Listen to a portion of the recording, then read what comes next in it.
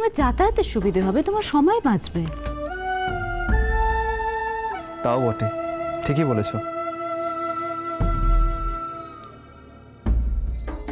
ফ্ল্যাটটা আমি আমার মনের মতো করে সাজাবো। সাজাবে?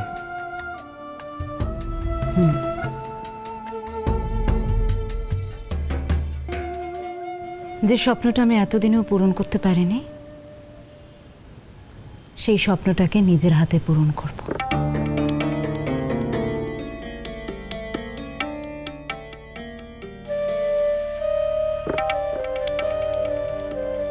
শুধু আমার একটা রিকোয়েস্ট আছে তোমার কাছে। বলো আরশি, কি রিকোয়েস্ট তোমার? তুমি মাঝে মাঝে এসে থাকবে তো আমার কাছে?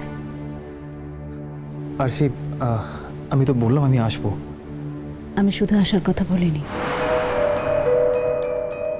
তুমি যে আসবে তা আমি জানি। এসে থাকার কথা বলেছি।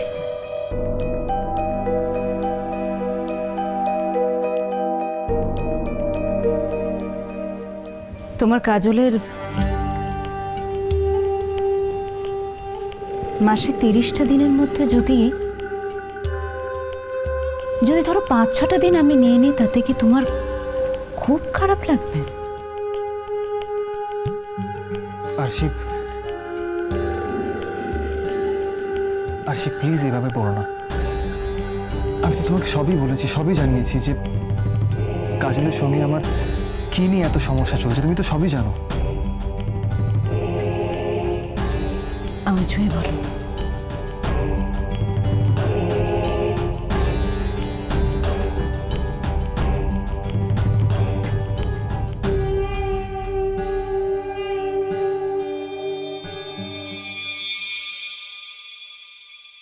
আমি আসবো আরশি, আসবো। আমি এসে মাঝে মাঝে তোমার কাছে থাকবো।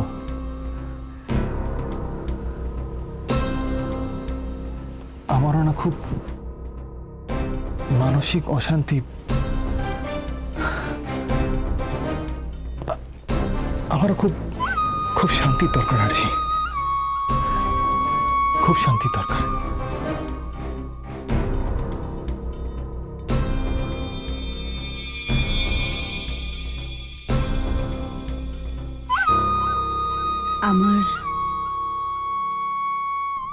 আমার কোনো গানের টিচার থাকবে না, কোনো পড়ার টিচার থাকবে না, কোনো বন্ধু থাকবে না, বান্ধব থাকবে না, আত্মীয় স্বজন কেউ থাকবে না।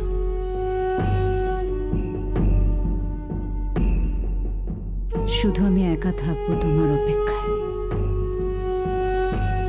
শুধু তোমার অপেক্ষায় আমি বসে থাকবো। আমিও তো শুধু কাজলের কাছে এইটুকুই চেয়েছিলাম, ও শুধু একজনের জন্যই অপেক্ষা করে থাক। তা করেনি কাজল। আমি আসলে কাজলের কাছে অনেক অনেক পুরনো হয়ে গেছি, তাই তো আমাকে টেকেন ফর গ্রান্টেড করেছে। বেশ তো, এবার তাহলে যে শুধু আমার জন্য অপেক্ষা করে থাকে তার কাছে যাব, আমি তার কাছে যাব।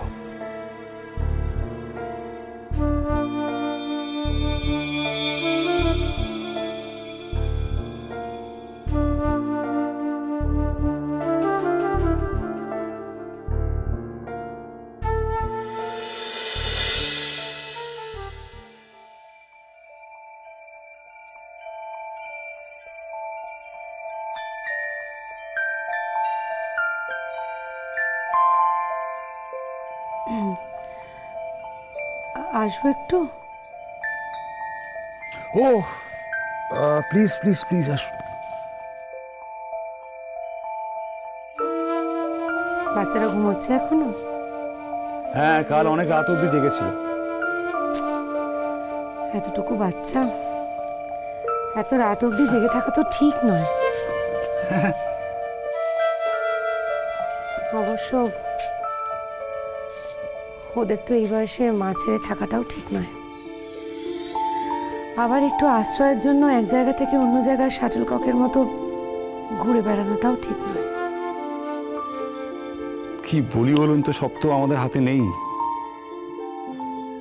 তবে ওদের জীবনটা আর 5টা বাচ্চাদের মতো নয়। ওদের একটু ডাকবো এখন? আপনাদের আশ্রয় এসছে, আপনারা যেভাবে চাইবেন সেভাবে রাখবেন। তবে ওরা খুব অ্যাকোমোডেটিভ।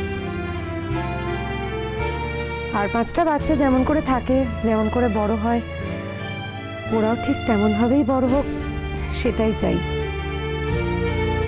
এনিওয়ে, আচ্ছা ওদেরকে আপনি এই কাছাকাছি কোনো স্কুলে ভর্তি করবেন?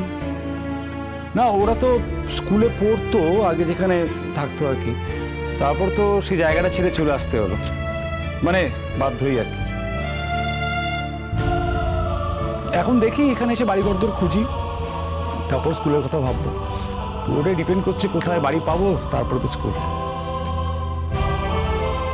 আচ্ছা ধরুন কাছাকাছি বাড়ি পেলেন, স্কুলও হলো, কিন্তু আপনার যা কাজ, আপনি তো সারাদিন বাচ্চাদের সময় দিতে পারবেন না।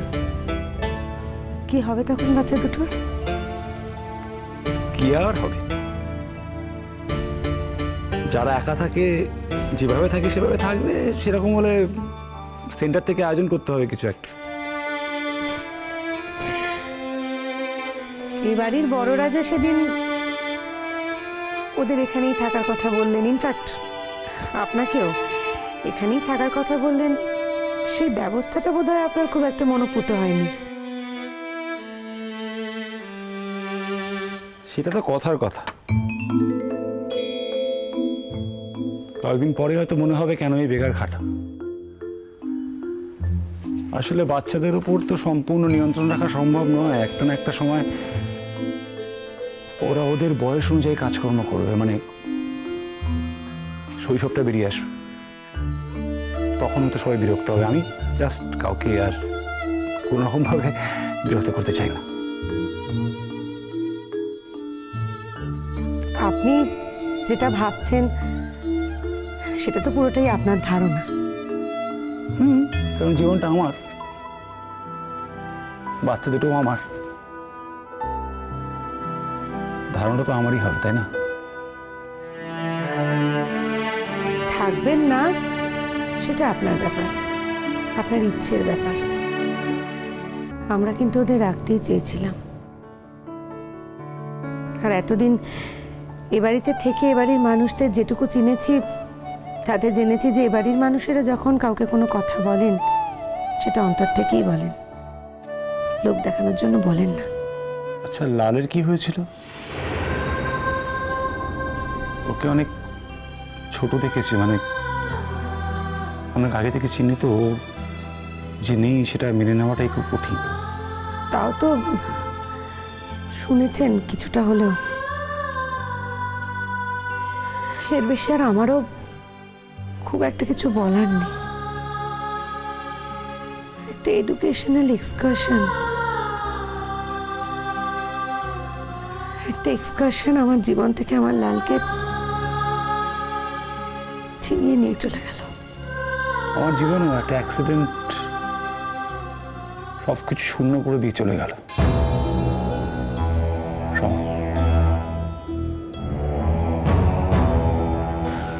এই দেখেছেন, আমি আপনাকে শুধু শুধু আটকে রেখেছি। না না, আপনি আটকে রাখতে যাবেন কেন? আমি তো আপনার ঘরে চা দিতে এসেছিলাম। ছি, আপনি কেন এলেন? বাড়িতে কোনো কাজের লোক নেই, কোনো হেল্পিং হ্যান্ড? কেন বলুন তো?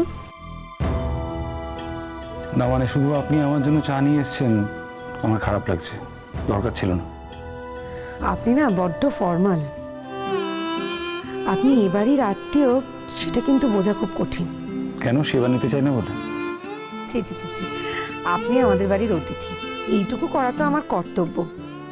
আর শুধু যে আমি আপনার জন্য চা করেছি এমনটা তো নয়। এ বাড়ির সবাই প্রতিদিন এই সময়ই চা খান। ধরুন সবার জন্য করলাম, তাই আপনার জন্যও করেছি। তা আপনি কি প্রত্যেকের ঘরে ঘরে গিয়ে চা দিয়ে আসেন? না না না, সবাই ড্রয়িং রুমে বসে একসঙ্গেই চা খায়। হ্যাঁ, আমি না হয় কাল থেকে তাই করবো। বাজে জন্মপথ